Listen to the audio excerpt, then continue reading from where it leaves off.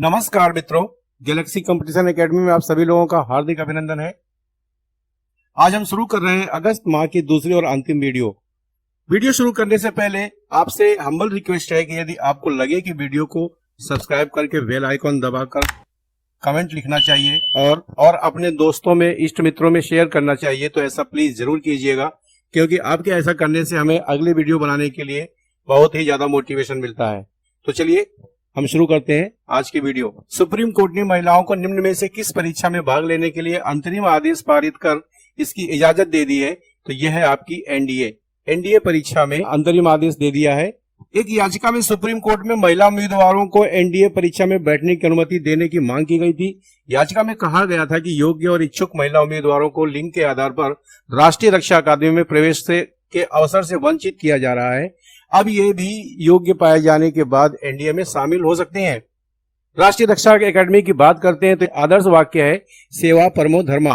1954 में इसकी स्थापना हुई थी। अगले प्रश्न की ओर बढ़ते हैं। किस देश के प्रधानमंत्री मोहिउद्दीन यासीन ने हाल ही में अपने पद से इस्तीफा दे दिया है?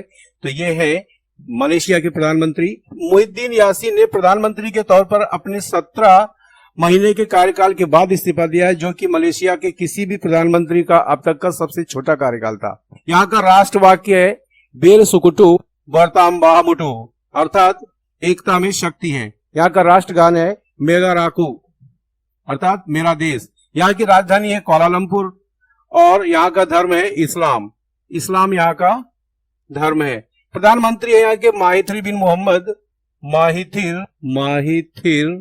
बिन मोहम्मद यहाँ के प्रधानमंत्री हैं। और एक बात बताएं आपको, यूनाइटेड किंगडम यानी ग्रेट ब्रिटेन से इसको जो स्वतंत्रता मिली थी वो मिली थी 31 अगस्त 1957 में, यानी हमसे 10 साल बाद इसको जो है स्वतंत्रता मिली थी। अगले प्रश्न की ओर बढ़ते हैं। निम्न में से किस राज्य सरकार ने राजीव गांधी ग्रामीण भूमिहीन मजदूर न्याय योजना शुरू की है? छत्तीसगढ़ ने शुरू की है। छत्तीसगढ़ की बात कर रहे हैं, ये आपका छत्तीसगढ़ है। 1 नवंबर सन 2000 को छत्तीसगढ़ की अलग स्थापना की गई थी। इसकी राजधानी रायपुर है, नया रायपुर, जिसे आज की डेट में अटल नगर कहा जाता है। जी हाँ, अटल नगर के नाम से कहा जाएगा। इसमें 28 जिले हैं। यहाँ की राजभाषा हिंदी और छत्तीसगढ़ी है और इसका गठन 1 नवंबर सन 2000 को हुआ था। अगर हम सरकार की बात करते हैं तो यहाँ के राज्यपाल हैं अनुसुईया उइके। जी हाँ, उइके। मुख्यमंत्री हैं भूपेश बघेल यहाँ के मुख्यमंत्री हैं। अगले प्रश्न की ओर बढ़ते हैं। केंद्रीय कौशल विकास और उद्यमिता राज्य मंत्री राजीव चंद्रशेखर के अनुसार भारत नेट कार्यक्रम के तहत भारत के 6 लाख गांवों को किस साल तक इंटरनेट कनेक्टिविटी मिल जाएगी? तो यह है आपका 2024। क्यों नहीं भाई, 2024 में इनका सरकार का अंतिम वर्ष भी है, तो अंतिम साल तक कुछ ना कुछ तो करेंगे। राजीव चंद्रशेखर के अनुसार अब तक करीब 2.8 लाख, जी हाँ 2.8 लाख गांव में इंटरनेट की सुविधा मिल चुकी है। सरकार प्रत्येक परिवार के लिए इंटरनेट सुविधा प्रदान करने और परिवार में प्रत्येक सदस्य के लिए कम लागत वाली डिवाइस के साथ इंटरनेट तक पहुंच प्रदान करने के उद्देश्य की दिशा में काम कर रही है। जी हाँ, ये भी एक लॉलीपॉप हो सकता है, जैसे एलईडी। अगले प्रश्न की ओर बढ़ते हैं। हाल ही में किस राज्य सरकार ने प्रदेश में गोरख धंधा शब्द के इस्तेमाल पर प्रतिबंध लगा दिया है? क्षमा कीजिएगा, गोरख धंधा शब्द के इस्तेमाल पर प्रतिबंध लगाने के बजाय अगर गोरख धंधे पर प्रतिबंध लगा दिया जाता तो कितना अच्छा होता, लेकिन ऐसा नहीं हुआ। और यह है हरियाणा के मुख्यमंत्री। हरियाणा के मुख्यमंत्री कौन है इस समय? हरियाणा के मुख्यमंत्री है मनोहर लाल सिंह खट्टर। हरियाणा में 22 जिले हैं। राजभाषा यहाँ की हिंदी और हरियाणवी है, पंजाबी भी भाषा है।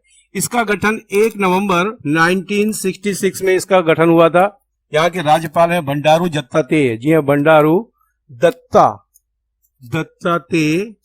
दत्तात्रेय यहाँ के राज्यपाल हैं। विधानसभा एक सदनी है जिसमें 90 सीटें हैं यहाँ पर। ठीक है, भारतीय संसद में 5 सीटें राज्यसभा के लिए हैं और 10 सीटें यहाँ से लोकसभा के लिए हैं। अगले प्रश्न की ओर बढ़ते हैं। Rating agency India ratings and research ने वर्ष 2021-22 के लिए भारत के आर्थिक विकास दर का अनुमान कितने प्रतिशत लगाया है? तो ये लगाया है 9.4%। अगले प्रश्न की ओर बढ़ते हैं। हाल ही में किस देश ने संयुक्त राष्ट्र यानी यूएन के सहयोग से दुनिया भर में काम कर रहे शांति सैनिकों की सुरक्षा सुनिश्चित करने के लिए एक प्रौद्योगिकी मंच शुरू किया है? तो ये शुरू किया है भारत ने। यूनाइट अवेयर प्लेटफॉर्म का शुभारंभ तब हुआ जब भारत ने अगस्त माह में 15 देशों वाले संयुक्त राष्ट्र सुरक्षा परिषद की अध्यक्षता ग्रहण किया। पॉइंट टू बी नोटेड, इस समय भारत संयुक्त राष्ट्र सुरक्षा परिषद का अध्यक्ष है, जिसमें 15 देश शामिल होते हैं और 15 में से 5 स्थायी सदस्य होते हैं और 10 अस्थायी सदस्य होते हैं। ठीक है ना। अगले प्रश्न की ओर बढ़ते हैं। केंद्र सरकार ने भविष्य में देश के एक्सपोर्ट को बढ़ावा देने एमएसएमई और अन्य कंपनियों की मदद हेतु किस फंड को लॉन्च किया है? तो ये लॉन्च किया है उभरते सितारे फंड। जी हाँ, उभरते सितारे फंड। अगले प्रश्न की ओर बढ़ते हैं। अगला प्रश्न कह रहा है, हाल ही में राष्ट्रपति रामनाथ कोविंद ने निम्न में से किसे मणिपुर का नया राज्यपाल नियुक्त किया? मोस्ट इंपॉर्टेंट क्वेश्चन है, नोट कर लिए, कहीं ना कहीं आ सकता है।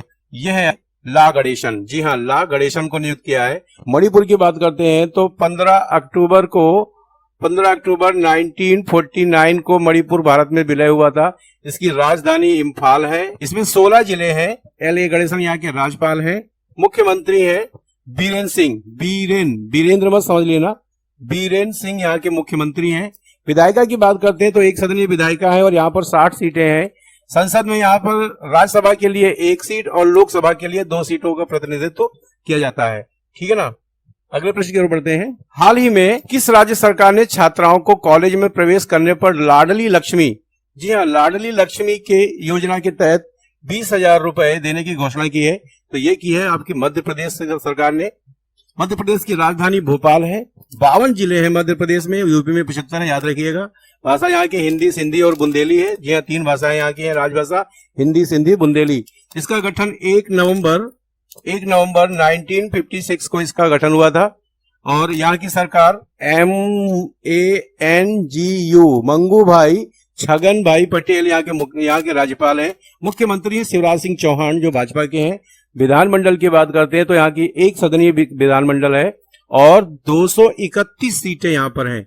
भारतीय संसद की अगर बात करते हैं तो 11 सीटें राज्यसभा के लिए हैं और 29 सीटें लोकसभा के लिए हैं। उच्च न्यायालय की बात करते हैं तो जबलपुर में इसका उच्च न्यायालय है और इसकी 2 खंडपीठ है इंदौर और ग्वालियर में। जी हाँ, इंदौर और ग्वालियर में इसकी 2 खंडपीठ भी, इतना बहुत है। अगले प्रश्न की ओर बढ़ते हैं। निम्न में से किस देश की सरकार ने 3 बच्चों की नीति को मंजूरी प्रदान कर दी है? तो ये है आपकी चाइना की। जी हाँ, चीन दुनिया के उन चुनिंदा देशों में से एक है जहां जन्म दर सबसे कम है। वर्तमान समय में चीन के सामने सबसे बड़ी चुनौती काम करने वालों की है। जी हाँ, लगातार वहां पर बुजुर्ग लोगों की संख्या बढ़ रही है क्योंकि यहाँ पर इससे पहले एक कपल के पास सिर्फ एक वारिस होने का ही नारा लगा हुआ था, जिसकी वजह से यहाँ पर अब बुजुर्गों की जनसंख्या ज्यादा हो गई है और काम करने वालों की जनसंख्या बहुत ही कम मात्रा में है। अगले प्रश्न की ओर बढ़ते हैं। केंद्र सरकार ने नए बनाए गए सहकारिता मंत्रालय का संयुक्त सचिव किसे नियुक्त किया है? तो ये किया है अभय कुमार सिंह को। अगले प्रश्न की ओर बढ़ते हैं। उत्तर प्रदेश सरकार ने राम मंदिर तक जाने वाले मार्ग का नाम निम्न में से किस मुख्यमंत्री के नाम पर रखने की घोषणा की है?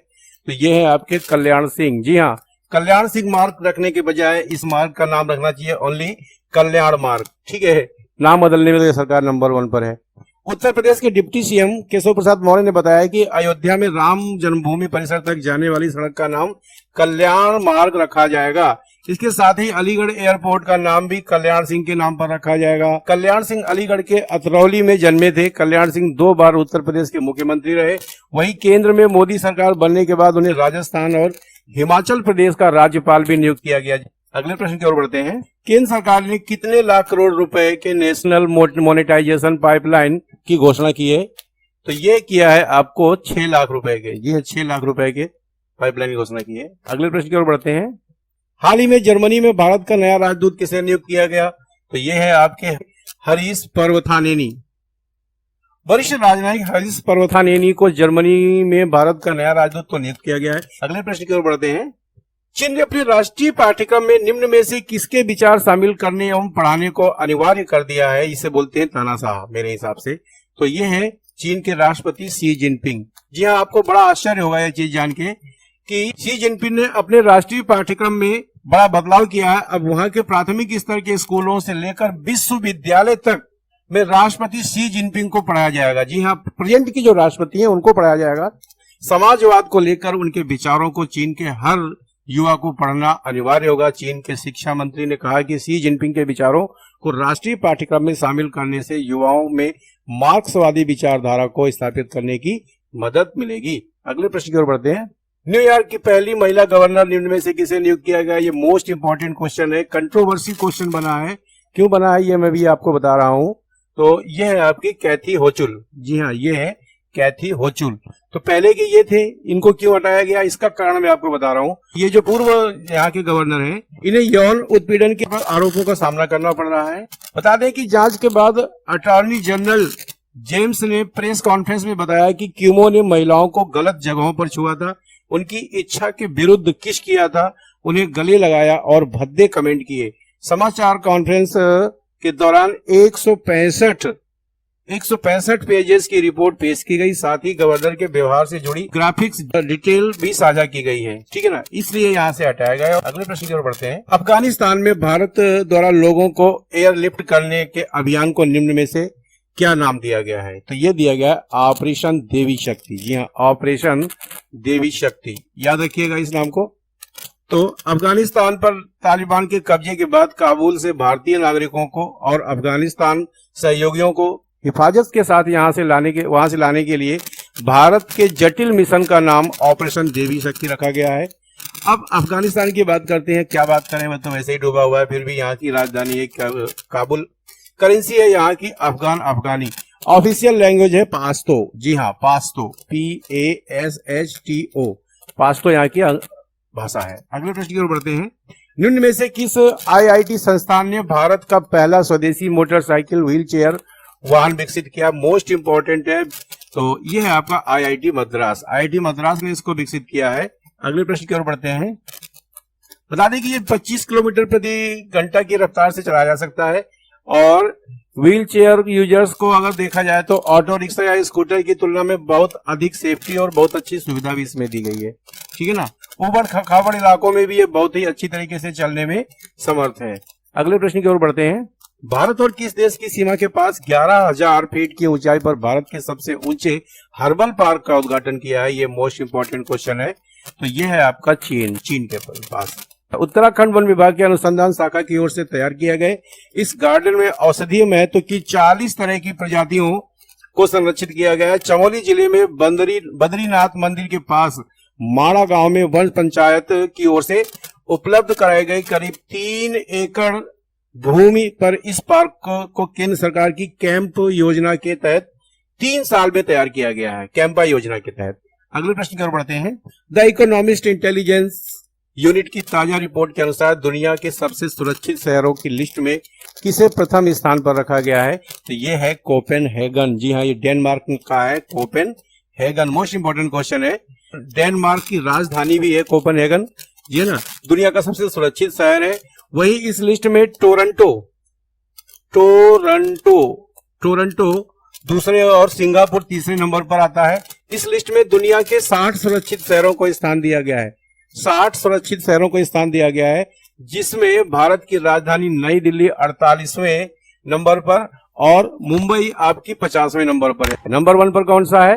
डेनमार्क की राजधानी कोपेनहेगन सिटी नंबर 1 पर है। अगले प्रश्न की ओर बढ़ते हैं।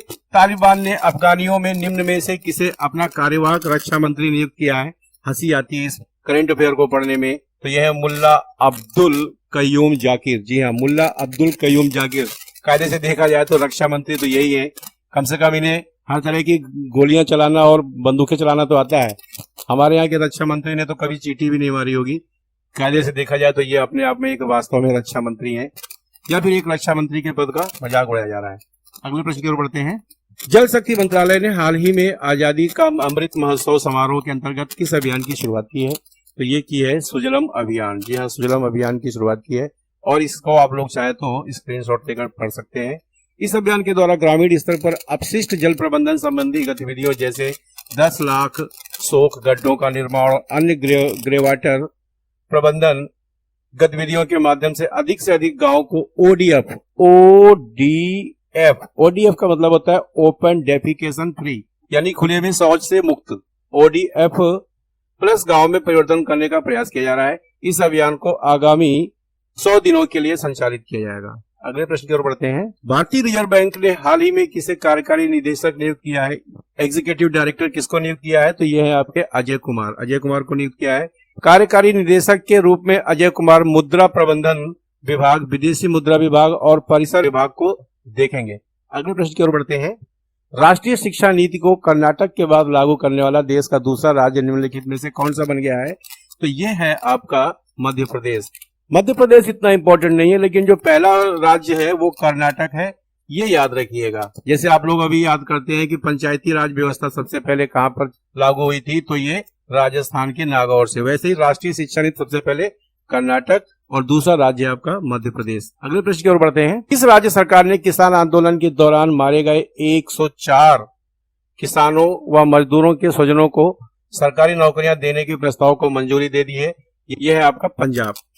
पंजाब की बात करते हैं। पंजाब को पंजाब क्यों कहते हैं, यह भी आपको पता होगा, क्योंकि यहाँ से 5 नदियां होकर बहती हैं। 5 नदियां कौन कौन सी हैं? झेलम है, चिनाब है, और रावी नदी है, और सतलज नदी है, और ब्यास नदी है। ये 5 नदियां यहाँ से होकर बहती हैं। पंजाब की राजधानी चंडीगढ़ है। यहाँ पर 22 डिस्ट्रिक्ट है। गवर्नर है यहाँ के बनवारी लाल पुरोहित, और चीफ मिनिस्टर आपके सामने दिख ही रहे हैं, ये चरणजीत सिंह चन्नी। विधानमंडल में यहाँ के 117 सीटें हैं। लोकसभा के लिए 13 सीटें हैं और राज्यसभा के लिए 7 सीटें हैं। अगले प्रश्न की ओर बढ़ते हैं। ये मैंने इसमें बहुत सारा कुछ नोट कर रखा है। अगर आप लोग कहेंगे तो इसमें एक बहुत अच्छा सा अलग से वीडियो भी बना के मैं आप लोगों के लिए दे सकता हूँ। हाल ही में राष्ट्रपति ने सर्वोच्च न्यायालय में कितनी महिलाओं सहित 9 न्यायाधीशों की नियुक्ति की है, जिसमें 3 महिलाएं हैं। यहाँ की CJI वो ये है आपके, आप देख रहे हैं, इनका नाम है NV रमन। जी हाँ, NV रमन इनका नाम है। और अब अगर सुप्रीम कोर्ट की बात करते हैं तो ये 26 जनवरी 1950 को इसकी स्थापना हुई थी। कहां पर है? ये नई दिल्ली में है। और इस समय यहाँ पर नंबर ऑफ कैंडिडेट यानी कि कितने जज बैठते हैं, तो चीफ जस्टिस सहित 34 लोग हैं, यानी 33 + 1। एक सुप्रीम कोर्ट के चीफ जस्टिस की सैलरी की बात करते हैं तो 2,80,000 रुपए सैलरी है। और इसके अलावा अगर हम बात करते हैं बाकी के जजों की, तो बाकी के जजों की सैलरी है 2,50,000। 2,50,000 बाकी के सुप्रीम कोर्ट के बाकी के जजों की सैलरी है। और अगर हम राज्य के हाई कोर्ट के चीफ जस्टिस की बात करते हैं तो उसकी वैल्यू सुप्रीम कोर्ट के जज की जितनी होती है, और उसकी सैलरी जो है 2,50,000 होती है। और बाकी के जजों की सैलरी 2,25,000 होती है। 2,25,000 होती है, इनको याद रखिएगा। और भी मैंने इसमें बहुत सारी चीजें दे रखी हैं, अब ये आप फोटो समेत देखिएगा। अब अगर हम बात करते हैं सुप्रीम कोर्ट के पहले चीफ जस्टिस की, तो वो है HJ कानिया। और इसके अलावा जस्टिस BV नागरत्ना 2017 में हमारी संभावित सुप्रीम कोर्ट की पहली महिला जज होने वाली हैं। और अगर हम बात करते हैं M फातिमा, ये आपको दिख रही हैं, ये M फातिमा, ये त्रावणकोर की रहने वाली भारत के उच्चतम न्यायालय की पहली महिला न्यायाधीश है और तमिलनाडु की राज्यपाल भी है। ठीक है ना। तो इसके अलावा अन्ना चांडी की बात करते हैं। अन्ना चांडी 1948 में ये रही अन्ना चांडी, ये भारत की पहली जिला जज है। ठीक है। और सबसे बड़ी बात हम आपको बता दें, ये देख रहे हैं आप, ये है आपके दलबीर सिंह भंडारी।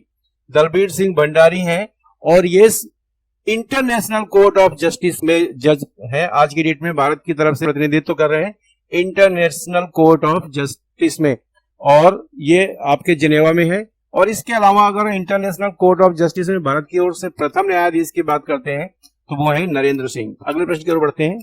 निम्न में से किस देश ने हाल ही में स्वदेश में विकसित निर्देशित मल्टी लॉन्च रॉकेट सिस्टम फतेह-1 का सफल परीक्षण किया है? नाम से याद रखना, फतेह-1, ये नाम से ही फतेह कर लें, यही अच्छी बात है, बाकी तो कुछ कर नहीं सकते। घर में नहीं दाने, अम्मा चली हुजाने। तो ये है आपके पाकिस्तान। अगले प्रश्न की ओर बढ़ते हैं। भारत और किस देश ने 20 अगस्त 2021 को AK-103 राइफल खरीदने के लिए समझौते पर हस्ताक्षर किए हैं? तो ये है आपका रूस। रूस से खरीदे जाएंगे। AK-103 का मतलब होता है कि इसमें एक बार में 103 राउंड दागे जा सकते हैं। अगले प्रश्न की ओर बढ़ते हैं। दिल्ली के मुख्यमंत्री ने किस अभिनेता को देश के मेंटोर अभियान का ब्रांड एम्बेसडर नियुक्त किया है? तो ये, और इनका नाम है सोनू सूद। मुख्यमंत्री अरविंद केजरीवाल ये हैं, और ये सिसोदिया जी हैं। अरविंद केजरीवाल ने कहा कि बच्चों के बेहतर भविष्य के लिए सोनू सूद बच्चों को गाइड करेंगे। गौरतलब है कि कोरोना वायरस को रोकने के लिए पिछले साल देश में लॉकडाउन लागू होने के बाद अभिनेता सोनू सूद ने आगे आकर लोगों की मदद की थी। सोनू सूद ने पीड़ित लोगों को लॉकडाउन में उनके घर पहुंचाने, उनको खाना देने, ट्रेन और बसों में टिकटों का इंतजाम, ये सारी व्यवस्थाएं बहुत ही शिद्दत के साथ की थी। अगले प्रश्न की ओर बढ़ते हैं। भारत का कौन सा राज्य देश में मेंटर्स कार्यक्रम शुरू कर रहा है? तो यह है आपका दिल्ली। दिल्ली शुरू कर रहा है। सोनू सूद कार्यक्रम में ब्रांड एम्बेसडर हैं। इस कार्यक्रम में 1 से 10 तक सरकारी स्कूल के छात्रों को गोद लेने की आवश्यकता होगी, जिसे अपने संबंधित क्षेत्रों में सफल नागरिकों द्वारा सलाह दी जा सकती है। अगले प्रश्न की ओर बढ़ते हैं। यह भी दिल्ली का ही है। प्रति वर्ग मील में सबसे अधिक सीसीटीवी कैमरे लगाने के मामले में कौन सा शहर दुनिया में, जी हाँ याद रखिएगा, वर्ल्ड लेवल की बात कर रहा हूं मैं, दुनिया में प्रथम स्थान पर है? तो यह भी है दिल्ली। जी हाँ, इसने लंदन, न्यूयॉर्क को भी पीछे छोड़ दिया है और दिल्ली में सर्वाधिक मात्रा में कैमरे लगे हुए हैं। अगर इसकी हम बात करें तो दिल्ली में प्रति वर्ग मील में 1826, संख्या याद रखिएगा, 1826 सीसीटीवी कैमरे लगे हुए हैं, जो चेन्नई से 3 गुने और मुंबई से 11 गुना अधिक हैं। महिला सुरक्षा को मजबूती देने के लिए प्रतिबद्ध दिल्ली सरकार ने अब तक 2.75 यानी कि 3.25 लाख सीसीटीवी कैमरे लगाए हुए हैं। वायु प्रदूषण को कम करने के मकसद से देश का पहला स्मॉग टावर निम्न में से किस शहर में लगाया गया है? ये क्वेश्चन का आंसर मैं आपके ऊपर छोड़ता हूं और उम्मीद करता हूं कमेंट बॉक्स में इसका आंसर आप जरूर लिखेंगे। ये मैं आपको हिंट के लिए चित्र दिखाई दे रहा हूं। ये आपका स्मॉग टावर है जो कि लगाया गया है। किस शहर में लगाया गया है ये आपको बताना है। और अगर इस स्मॉग टावर के बारे में प्रॉपर वीडियो चाहते हैं तो आप कमेंट बॉक्स में जरूर बताइएगा कि ये किस शहर में लगाया गया है। कमेंट बॉक्स में आंसर लिखने से 2 फायदे होते हैं। इससे एक तो मुझे ये पता चलता है कि आप लोगों ने हमारी वीडियो पूरी देखी है और दूसरा हमें प्रोत्साहन मिलता है। अगले प्रश्न की ओर बढ़ते हैं। तमिलनाडु के राज्यपाल बनवारीलाल पुरोहित को निम्न में से किस राज्य के राज्यपाल का अतिरिक्त प्रभार नियुक्त किया गया है? तो ये है आपका पंजाब। अगले प्रश्न की ओर बढ़ते हैं। यह BH सीरीज क्या है? BH सीरीज क्या है? तो ये है भारतीय सीरीज। जी हाँ, भारतीय सीरीज है। यह सड़क परिवहन और राजमार्ग मंत्रालय ने 26 अगस्त 2021 को अपनी एक अधिसूचना में वाहनों के निर्बाध हस्तांतरण की सुविधा के लिए बताया है। भारत श्रृंखला BH सीरीज के तहत एक नया पंजीकरण चिन्ह पेश किया जाएगा, जिसके तहत अगर व्यक्ति भारत के किसी दूसरे राज्य में जाते हैं तो उन्हें उस राज्य में अपने वाहन के लिए नया पंजीकरण नंबर प्राप्त करने की आवश्यकता नहीं होगी। यह भारत सीरीज वाहन पंजीकरण के लिए IT आधारित समाधान है, जो भारत सरकार द्वारा गतिशीलता की सुविधा के लिए प्रयास किया जा रहा है। जी हाँ, इस सीरीज के हो जाने के बाद में आप एक राज्य से दूसरे राज्य में जाते हैं तो आपको वहां का रजिस्ट्रेशन नंबर लेने की जरूरत नहीं पड़ेगी। RTO ऑफिसर की दौड़ भाग बच जाया करेगी। अगले प्रश्न की ओर बढ़ते हैं। मोस्ट इंपोर्टेंट क्वेश्चन है। भारत के अमित खत्री ने केन्या की राजधानी नैरोबी में अंडर 20 वर्ल्ड एथलेटिक्स चैंपियनशिप में 10,000 मीटर पैदल चाल में कौन सा पदक जीता है? तो ये जीता है इन्होंने रजत पदक। कहने के लिए 10,000 मीटर पैदल चाल है, लेकिन 42 मिनट 17 सेकंड में इन्होंने 10,000 मीटर यानी कि 10 किलोमीटर की यात्रा करी है पैदल। ठीक है ना। अगले प्रश्न की ओर बढ़ते हैं। इंडियन ऑयल सीजन 12 के विनर पवनदीप राजन को किस राज्य के कला, संस्कृति व पर्यटन का ब्रांड एम्बेसडर नियुक्त किया गया है? तो ये उत्तराखंड का किया गया है। 9 नवंबर सन 2000 में नया उत्तराखंड बनाया गया था, उत्तर प्रदेश से काटकर। तो इसका आंसर है उत्तराखंड। पवनदीप इंडियन ऑयल के इकलौते ऐसे प्रतिभागी थे जो विभिन्न तरह के वाद्य यंत्र बजाते थे। उन्हें प्रतियोगिता की ट्रॉफी के अलावा 25 लाख रुपए का चेक भी दिया गया है और गिफ्ट में इनको एक कार भी दी गई है। उत्तराखंड के मुख्यमंत्री पुष्कर सिंह हैं। अगले प्रश्न की ओर बढ़ते हैं। हाल ही में किस राज्य सरकार ने कुश्ती खेल को वर्ष 2032 तक गोद लेने का फैसला किया है? ये है आपकी उत्तर प्रदेश सरकार ने। अक्सर इसमें हरियाणा या दिल्ली लोग लगाएंगे, लेकिन ध्यान रखिएगा ये उत्तर प्रदेश है। अगले प्रश्न की ओर बढ़ते हैं। निम्न में किस राज्य सरकार ने अगले 10 वर्षों के लिए भारतीय हॉकी टीम को संरक्षण देने की घोषणा की है? जी हाँ, 10 वर्षों के लिए, ये भी लगभग 2032 तक की है। तो ये है आपकी ओडिशा सरकार ने। अगले प्रश्न की ओर बढ़ते हैं। टोक्यो पैरालंपिक में भारत की अवनी लेखरा ने महिलाओं की 10 मीटर एयर राइफल के फाइनल मैच में कौन सा पदक जीता है? तो ये जीता है आपका स्वर्ण पदक। जी हाँ, मोस्ट इंपोर्टेंट है। पैरालंपिक का मतलब वो लोग जो दिव्यांग होते हैं। ये आपको दिख रही है, ये व्हील चेयर पे बैठी हुई है अवनी लेखरा। इन्होंने 10 मीटर एयर राइफल में स्वर्ण पदक हासिल किया है। ठीक है ना। अब देखते हैं कुछ इंपॉर्टेंट डेज। विश्व फोटोग्राफी दिवस निम्न में से किस दिन मनाया जाता है? तो ये मनाया जाता है 19 अगस्त को। अंतरराष्ट्रीय वरिष्ठ नागरिक दिवस निम्न में से किस दिन मनाया जाता है? तो ये 21 अगस्त को मनाया जाता है। इंटरनेशनल डॉग डे निम्न में से किस दिन मनाया जाता है? 26 अगस्त को इंटरनेशनल डॉग डे मनाया जाता है। अंतरराष्ट्रीय दास व्यापार और उसका उन्मूलन स्मरण दिवस निम्न में से किस दिन मनाया जाता है? तो ये 23 अगस्त को मनाया जाता है। अगले प्रश्न की ओर बढ़ते हैं। ये इंपॉर्टेंट है। राष्ट्रीय खेल दिवस निम्न में से किस दिन मनाया जाता है? ये मनाया जाता है 29 अगस्त को। जी हाँ, ये आपके मेजर ध्यानचंद के जन्मदिन पर मनाया जाता है। हॉकी के जादूगर मेजर ध्यानचंद के जन्मदिन पर राष्ट्रीय खेल दिवस मनाया जाता है। 29 अगस्त 1905 में मेजर ध्यानचंद जी का इलाहाबाद में जन्म हुआ था। तो आज का वीडियो यहीं समाप्त होता है। चैनल में नए हैं तो कृपया चैनल को सब्सक्राइब कर लीजिए, बेल आइकन को दबा लीजिए ताकि आने वाली नई वीडियो की जानकारी मिले आपको सबसे पहले। वीडियो को लाइक करें, अपने मित्रों को शेयर करें, कमेंट बॉक्स में अपने सुझाव जरूर लिखें। याद रखें, ऐसा करना बिल्कुल ही निःशुल्क है। हाँ, इससे हमें अगली वीडियो बनाने का प्रोत्साहन बहुत मिलता है। तो पूरा वीडियो देखने के लिए बहुत बहुत धन्यवाद। आपका दिन शुभ हो।